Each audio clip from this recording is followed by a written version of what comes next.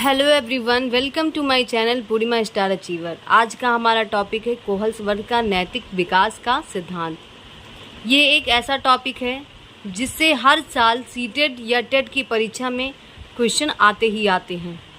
मतलब ऐसा कोई भी पेपर नहीं हुआ है सीटेट का और टेट का जिसमें कोहल वर्ग जी ना आए हों। मतलब नैतिक विकास से संबंधित 2-4 क्वेश्चन हर प्रश्न पत्र में आए ही आए हैं। तो मैंने सोचा क्यों ना आज इस टॉपिक को अच्छे से क्लियर कर लिया जाए, पढ़ लिया जाए, जिससे इससे संबंधित अगर कोई प्रश्न आपकी परीक्षा में आ रहा है तो आप उससे अच्छे से कर पाओ और अच्छे से अच्छा अंक अपनी परीक्षा में लेकर आके अच्छे अंकों से पास हो जाओ। तो चलिए शुरू करते हैं। सबसे पहले हम ये जान लेते हैं कि कोहल वर्ग कहाँ के निवासी थे। तो ये थे जर्मनी के। कहाँ के थे? जर्मनी के। इन्होंने किस पे प्रयोग किया? तो इन्होंने हिंज नामक बालक पे प्रयोग किया। किस पे प्रयोग किया? हिंज बालक पे। हिंज बालक पर प्रयोग किया। हिंज बालक पर प्रयोग किया। इनके सिद्धांत जान लेते हैं पहले। इनके सिद्धांत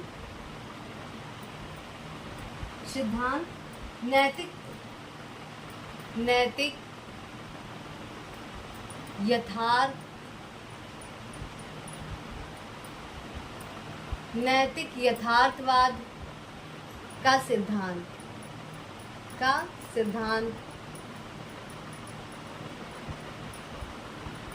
नैतिक दुविधा का सिद्धांत। नैतिक दुविधा का सिद्धांत।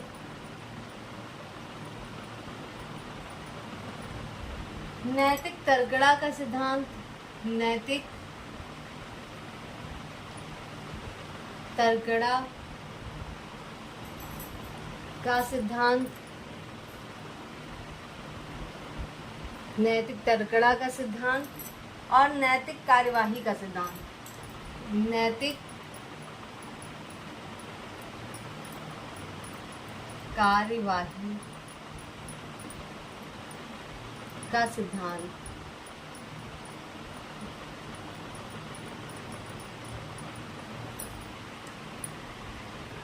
कोहल वर्ग जर्मनी के निवासी थे। इन्होंने अपना प्रयोग हिंज नामक बालक पर किया। इनके सिद्धांत हैं, जान लेते हैं। नैतिक यथार्थवाद का सिद्धांत, नैतिक दुविधा का सिद्धांत, इसमें बच्चा सही गलत के निर्णय की दुविधा में रहता है। नैतिक तर्कड़ा का सिद्धांत, सही गलत के निर्णय में शामिल चिंतन प्रक्रिया होती है इसमें। नैतिक कार्यवाही का सिद्धांत, इसमें सही गलत पर विचार करने के बाद चयनित नैतिक व्यवहार होता है। नैतिक तर्कड़ा एवं नैतिक कार्यवाही के बीच गहरा संबंध होता है। नैतिक व्यवहार जन्मजात नहीं होता है, बल्कि इसे सामाजिक परिवेश में सीखा जाता है या अर्जित किया जाता है। नैतिक व्यवहार जन्मजात नहीं होता है, बल्कि इसे सामाजिक परिवेश में सीखा जाता है या अर्जित किया जाता है। चलिए आगे बढ़ते हैं और कोहल्स वर्ग के नैतिक विकास के सिद्धांत की अवस्थाओं को जान लेते हैं। तो अवस्थाएं 3 होती हैं, लेकिन इसके चरण 6 होते हैं। चलिए जानते हैं कौन कौन सी अवस्थाएं हैं। नैतिक विकास की अवस्थाएं।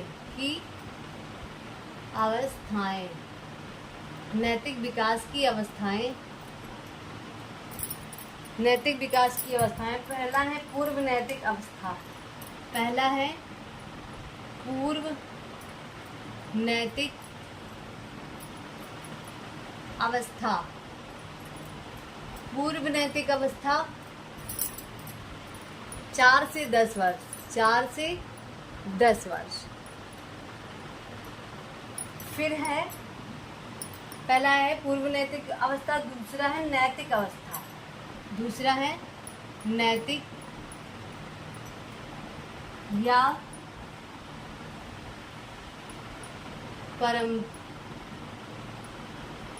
परंपरावादी अवस्था। नैतिक या परंपरावादी अवस्था ये होता है 10 से 13 वर्ष, 10 से 13 वर्ष। फिर आता है उत्तर नैतिक अवस्था, तीसरा है उत्तर नैतिक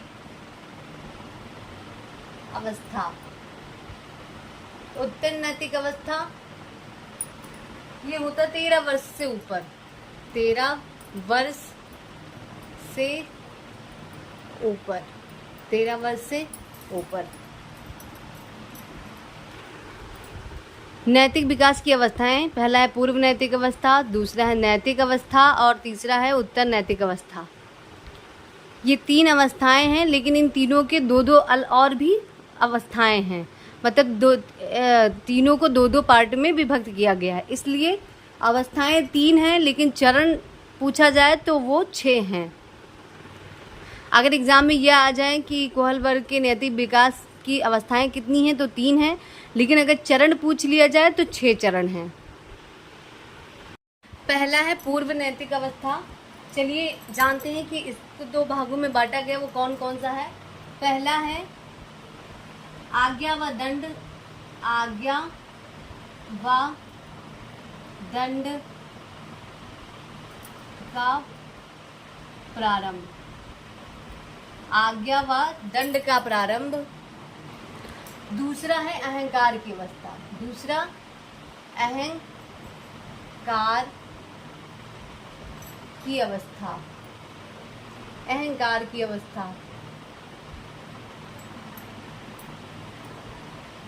चलिए पहला जान लेते हैं आज्ञा व दंड का प्रारंभ। इसमें ये होता है कि बच्चा कम उम्र होने के कारण डरता है कि कोई काम किया जाए कि ना किया जाए, मतलब जिससे दंड ना मिले। परिवार के सदस्य बच्चों को कार्य करने का आदेश देते हैं, उस कार्य को ना किया जाए तो उसे बच्चों को दंडित करते हैं। तो इसीलिए बच्चे के अंदर आज्ञा व दंड का वो भाव आ जाता है। दूसरा है अहंकार की अवस्था। जैसे जैसे बच्चों की आयु बढ़ती है तो वो परिपक्व होने लगता है। यदि उसका उद्देश्य झूठ बोलने से पूरा होता है तो वो झूठ बोलता है। तो जब वो ऐसी क्रियाएं करता है तो वो अहंकार की अवस्था में आ जाएंगी। इस अवस्था में, मतलब पूर्व नैतिक अवस्था में ये होता है कि बच्चे में नैतिकता का निर्धारण दूसरे में होता है, दूसरों के द्वारा होता है। वह अवस्था जिसमें नैतिकता नहीं होती, ये अवस्था जो है इसमें नैतिकता नहीं होती, दूसरों के माध्यम से बच्चों के अंदर डाली जाती है। पहली अवस्था में अंततः उसका निर्णय इस बात पर निर्भर करता है कि उसे दंड मिल रहा है या इनाम मिल रहा है। मतलब बच्चा वही काम करेगा जिससे उसको इनाम मिल रहा है, वो काम करने से डरेगा जिससे उसे दंड मिल रहा है। मैं आशा करती हूँ आपको ये पूर्व नैतिक अवस्था के दोनों पार्ट अच्छे से समझ आ चुका होगा। चलिए आगे बढ़ते हैं और दूसरा, मतलब नैतिक अवस्था या परंपरावादी अवस्था के बारे में समझते हैं। दूसरा है नैतिक अवस्था। इसके भी 2 भाग हैं। प्रशंसा की अवस्था, प्रशंसा की अवस्था, प्रशंसा की अवस्था और सामाजिक व्यवस्था के प्रति, सामाजिक व्यवस्था के प्रति, सामाजिक व्यवस्था के प्रति सम्मान की अवस्था, सम्मान की अवस्था, की अवस्था।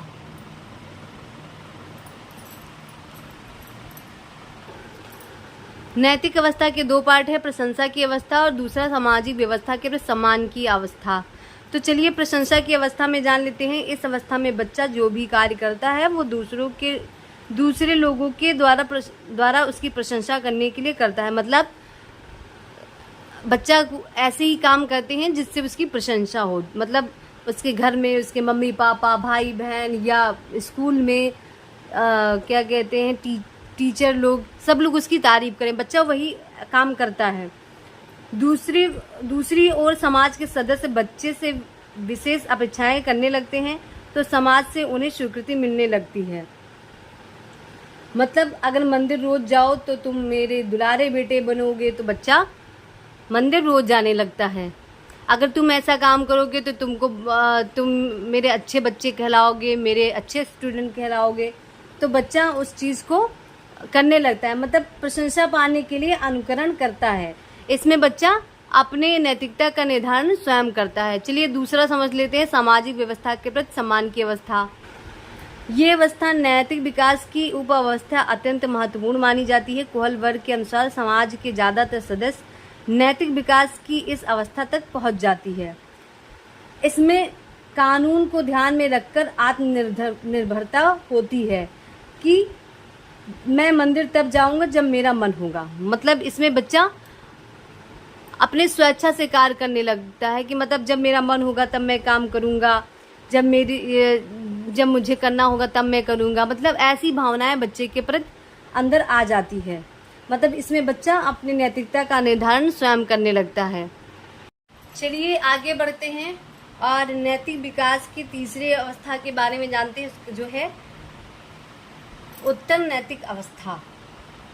इसके भी दो भाग हैं। समाज के साथ संबंध, पहला है समाज के साथ संबंध, दूसरा है सार्वभौमिक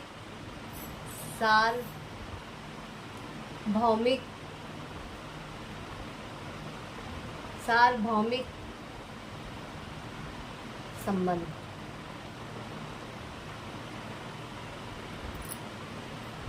समाज के साथ संबंध और दूसरा सार्वभौमिक संबंध। पहला जानते हैं समाज के साथ संबंध। कोई भी बालक इस अवस्था में समाज के प्रति अच्छा कार्य करता है। वह नहीं चाहता कि समाज में उसका समझौता टूटे। मतलब बच्चा वही कार्य करेगा जिससे उसके सोशल रेपुटेशन अच्छी हो। ऐसा कोई काम नहीं होगा कि जिससे उससे समाज से संबंध खराब हो। दूसरा है सार्वभौमिक नैतिकता। इस अवस्था में बालक विवेक का प्रयोग करता है और कुछ नियम अपने आप से बनाता है। वह ये सोचता है कि समाज में क्या अच्छा है, क्या खराब है। इस अवस्था में बालक अपने मन से कार्य करता है।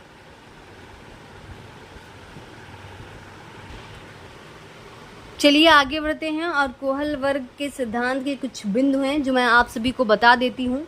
नैतिक विकास सीधी रेखा में नहीं होता। जो नैतिक विकास होता है वो सीधी रेखा में नहीं होता है। नैतिक विकास की हर चरण में नैतिक दुविधा होती है।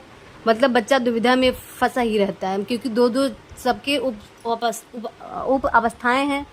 तो सोचता है कि ये करूं अच्छा है या ये करूं जो बुरा है। मतलब बच्चा हमेशा दुविधा में फंसा रहता है। कोहल वर्ग के सिद्धांत की यह आलोचना है कि उन्होंने अपने अध्ययन में सिर्फ पुरुषों या बालकों के नमूने लिए हैं। इन्होंने सभी चरण सभी संस्कृतियों के लिए समान बताया, जो संभव नहीं है। मतलब सभी संस्कृति के लिए इनके जो चरण समान इन्होंने बताया है वो संभव नहीं है। आज हम लोगों ने कोहल वर्ग का नैतिक विकास का सिद्धांत समझा। मैं आशा करती हूँ कि आप सभी को आज ये टॉपिक अच्छे से समझ आ चुका होगा। इससे संबंधित अगर कोई क्वेश्चन आपके प्रश्न पत्र में आएगा तो आप बहुत अच्छे से कर पाओगे और अच्छे से अच्छा अंक अपने एग्ज़ाम में लेके आओगे। ऐसे ही मेरे वीडियो को पाने के लिए मेरे चैनल को सब्सक्राइब कर लीजिए, बेल आइकन प्रेस कर लीजिए, मेरे वीडियो को लाइक कीजिए, शेयर कीजिए और कमेंट करके ज़रूर बताइए कि आप सभी को मेरा वीडियो कैसा लगता है। धन्यवाद।